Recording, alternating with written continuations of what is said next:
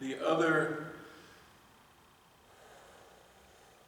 government agencies like CIA and others have a lot of Mormons, and Mormons is a minority, right? But they're not a minority in the FBI and those groups. Why? They have a system of dawah. For 2 years, you have to go overseas to Latin America, to Africa, and you have to do, so you got to get the language down, and you got to go over there and get to work. But guess what? When they come back here, they're at the top of the line for what? For FBI and for CIA, because they've already been there. And Mormons were urinated on, hated. They used to string them up.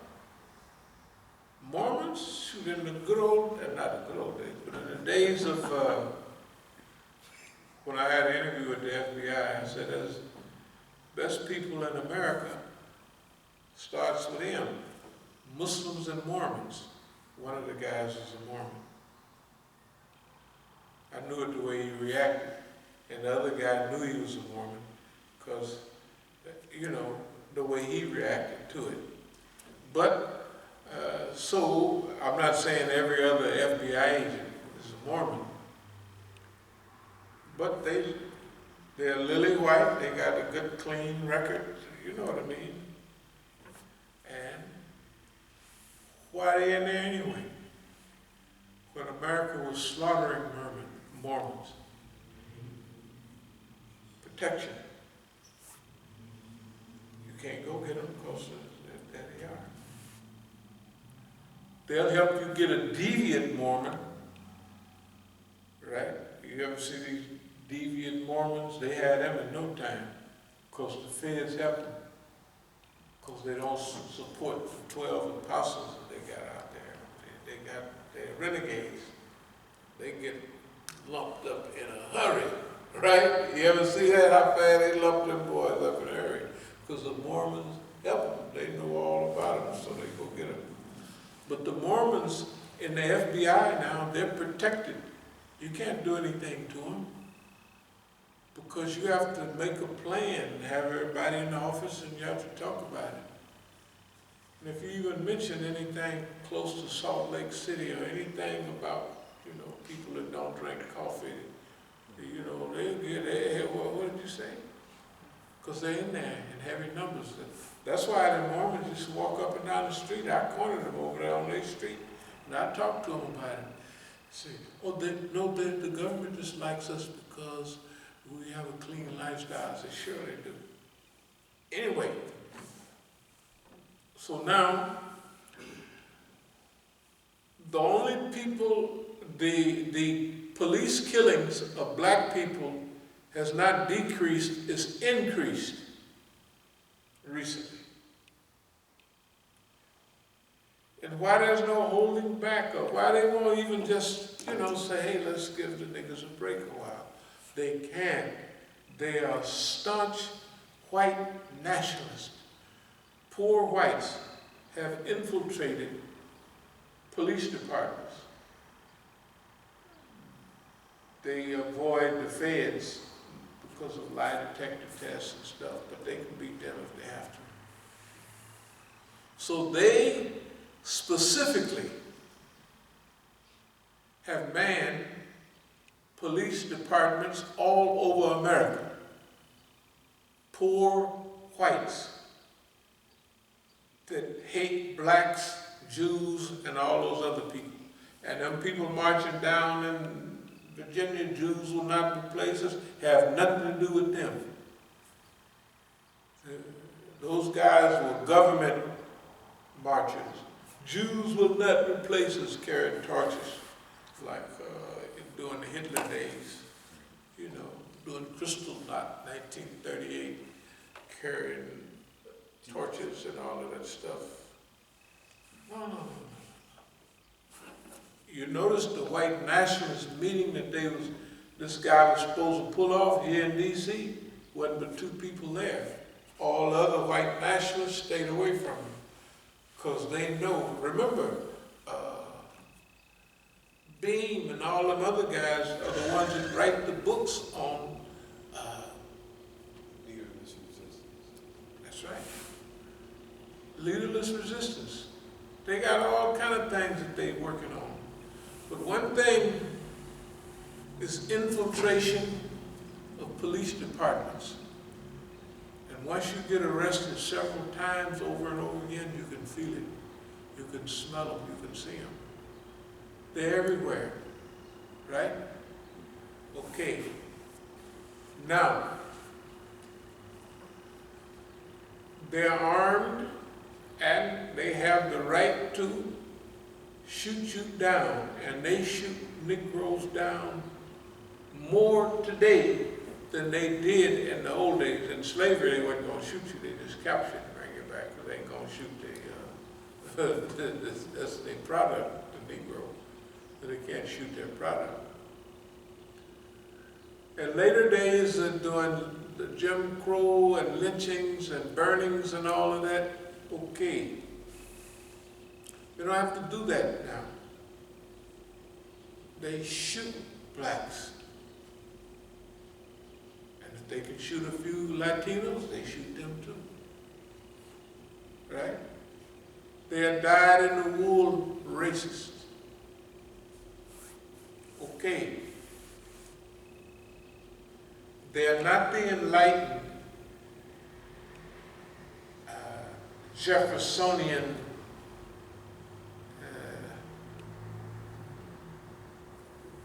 well, in some of these groups, some of them are semi-enlightened. When I say Jeffersonian, that means Thomas Jefferson believed that you should have a revolution every 20 years or so, because people are going to learn to game the system, and that you should, you should shake yourself up. And he wrote every 20 years. If you notice, that's why certain other so-called right-wing groups, but they're not right-wing. They're pushing they believe in constitutionalism. And they believe that, number one, okay, years ago, you could have lumped them all in Ku Klux Klan, White Citizen Council, and all those people. But as they come down the line a little bit, there's some shadowy differences between them. And some, if I was trapped by a group of them, I would just relate to them my concern and appreciation for Thomas Jefferson. After all, him and Sally Henny, he couldn't have been all that bad. And you all can't burn nobody. And they like tone. You like tone. We like tone. Right? I mean, this, okay. Look, there's some other stuff as we go along.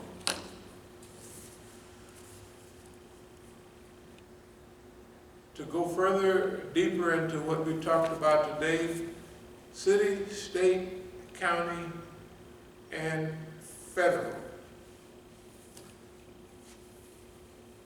The people, our people, all of these people, not only blacks, but Latinos, Asians are already doing it, but for Asians, there are certain Asians that it's a step up, Pacific Islanders and all of that. But for Koreans, it was a Korean came in here. He was with, did you see this guy? Yeah, he was with the other. It was a Korean, yeah? Okay. And this guy, when I mentioned your people, he said, I am an American. I said, okay, take it easy, homeboy. He's not probably hollering that loud now about America. But since they have shown there, do not overlook the trends of the things that are happening to Asian people. You watch that nasty TV, they're trying to show you blacks always attacking Asians, right? It's not true. and especially the ones killing them, they are white people. But they're trying to show you on TV. Every time you see somebody, they show you that same big old guy in Oakland trying to, right, attack a poor old Korean lady or something like that. That's not the reality. Now, for allies in this struggle, all of a sudden Asians, Pacific Islanders realize they're in this too. That's one of the benefits of old Don. Donnie did nothing different than what we expected. He was there to destroy the Republican Party. Does anybody remember that? From day one, before the election, that's what he's there for. To divide it up, to destroy it, okay? To weaken it, and I get suspicious when I was still talking with some of our friends from overseas. I was mentioning like,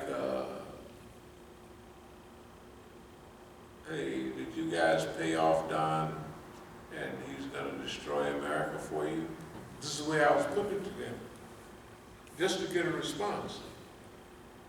And the way they was looking and acting, you never know. You never know. Okay, but let's get back to our goal right here. The way we can combat the poor white man, that is state troopers, police, they're killing blacks. I mean, bigger now than they were. Have anybody been keeping up with this? It's you can't turn on no TV without nobody black getting killed. Oh, I thought it was a taser. Sure you did. Everybody knows. There's a place you got to put your weapons.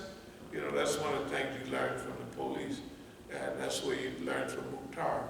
Always place everything in a certain place. So when you reach there, right, that's what's there. You don't want to have ammunition over here and you can't get to it. And, oh, where's my ammunition? Everything, they train them like boxers by rote training, not thinkers. They train police. You educate people. You train boxers. You educate intellectuals. Why you train a boxer and you train an animal? You don't have time to think. If you think about it, you're a dead man, right? If you're boxing and you're thinking about, here comes a blow, it's reaction. All that stuff is reaction. When they do certain things, you do another, right? And you get it trained where it's down to a science. The strategy to bring down another boxer could be semi-long range, 8-round strategy. I'm gonna mess with his vision, so I'm gonna stay over here and hit him in the eyes, puff his eyes up. I'm gonna do that. I'm gonna hit him on a certain part of the body, so pretty soon it just drops. Right? That's why they go for the guts and all that, because pretty soon you get hit, start getting hit in there a whole lot. You're gonna get ready to give up and quit. I mean, you ain't gonna just quit and say I quit, but you're gonna feel like it. So anyway, training is for animalistic type behavior. It's not thinking. Intellectual education, as we call it in Arabic, tarbiyah, is not the same type of training. Education has a different basis. Education want to teach you, if it's true education, not the one here, how to think, how to analyze, how to reason, and how to do all that stuff. You don't have time to do that stuff. If you start thinking in the boxing ring, except for your strategy. Just hit here, hit here. Pretty soon, the guy's going to drop us. He got it. Because that's the strategy to bring him down that way. Okay. Muhammad Ali and Jack Johnson were great strategists. When Muhammad Ali was tired, he would rope a dope on you. He'd get tired. When he got old, he was always doing that. And then soon, he can count. The round is almost over. What would he do? Start shining, punching, and looking good, right? For the last 20, maybe 30 seconds, but he wasn't going to start way back up in the round because he'd get tired. And when he got tired, he'd just hold you and just drag you around the ring, and you trying to get, you using up all your strength, trying to get him off of me, man. And he just laying on you, and you just wiggling, right? You're using up your strength wiggling. You know, one of my partners, in fact, what's his name, trains a lot of boxers in Oakland. George Foreman's trainer, when he won the championship again, or went on up, he was one of my best friends. Well, we grew up in the same neighborhood. He was older, and he used to bring Sonny Liston and all them guys. Sonny Liston probably used heroin. In fact, I know he did, you know, because he was with the big heroin dealer. That's who my friend was. You know, when they'd be together, and, you know, and I know he came from Vegas, where. But anyway, so Charlie used to train me a little bit in boxing, you know, when we was in the federal pen together. And so he said, no, Hank, when you get tired, he said, you really get smart. You know, when you're out of shape, because you hold on, you're doing all kind of stuff. You get smarter.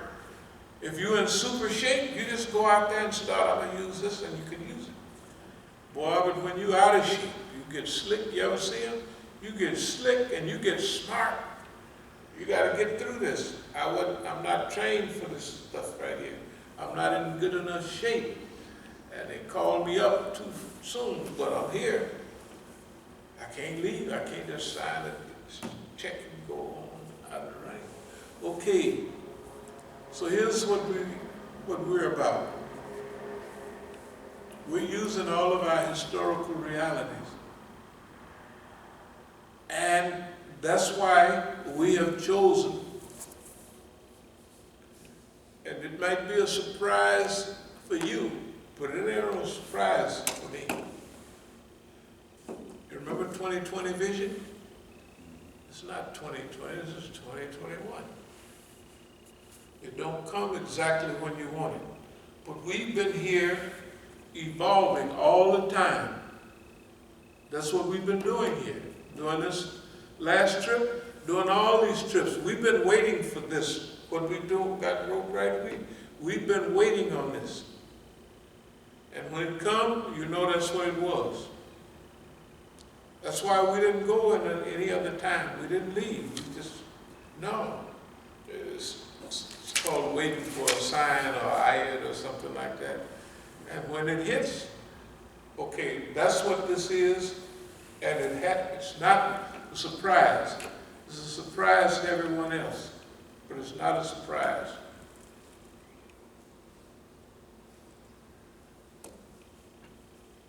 This human government alliance, city, state, county, federal, there's an allegiance to the Constitution. There's an allegiance to the Constitution. You know, that's your first allegiance, right? To the Constitution. Not to the agency. But who does everybody support first? The agency or the Constitution? It's the doggone agency. So when our people are in there first until they get a critical mass, maybe the first few years, they're careful not to hurt nobody, careful not to shoot nobody, but they're not going in there to propagate freedom, justice, and equality. They're in there to fill it up. And who are you asking to fill it up? The people that want to fill it up anyway. Our people are trained to be house niggas.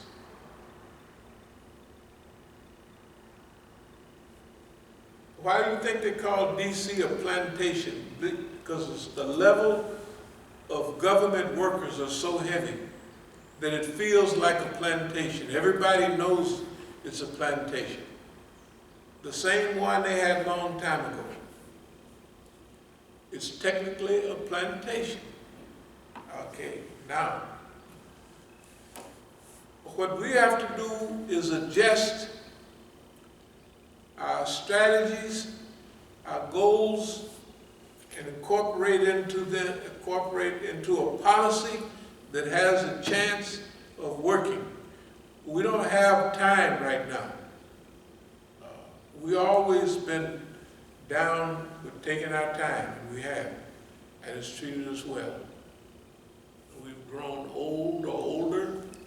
We've had a chance to try this, that, and other, but that period is over. With artificial intelligence, with the rate of change that happens within a couple of years now is astronomical.